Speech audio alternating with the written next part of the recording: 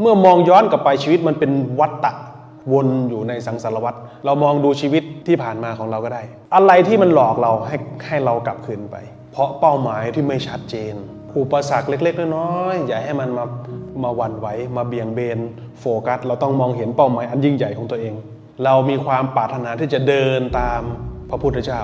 ออกจากการยื้อแย่งออกจากการแข่งขันเราออกจากโลกมาแล้วเรามาเรียนรู้ในการขัด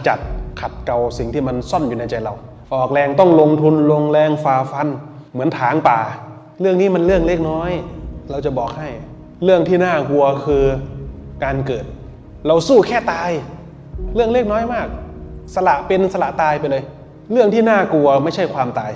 เรื่องที่น่ากลัวคือการเกิดที่เราไม่ได้สั่งสมบัติเอาไว้มันจะกลายเป็นขี้แพ้อยู่ตลอดเวลาความตายไม่ใช่เรื่องที่น่ากลัวเลยถ้าเราอาจหารในความตายแล้วสมบัติที่เราได้ทุ่มเทฝังลงไปในใจของตัวเองดีแล้วเราเหนื่อยแล้วก็หยุดพักแต่ว่าพักเพื่อที่จะสู้ต่อไม่ได้พักแล้วที่จะไปหลบหนีเพราะมันหนีไม่พ้นเราจะหนีไปไหนสุดท้ายก็ต้องกลับมาสู้ที่สนามรบเดิมนี่เป็นโอกาสอันยอดเยี่ยมที่เราได้เรียนรู้ในเวทีนี้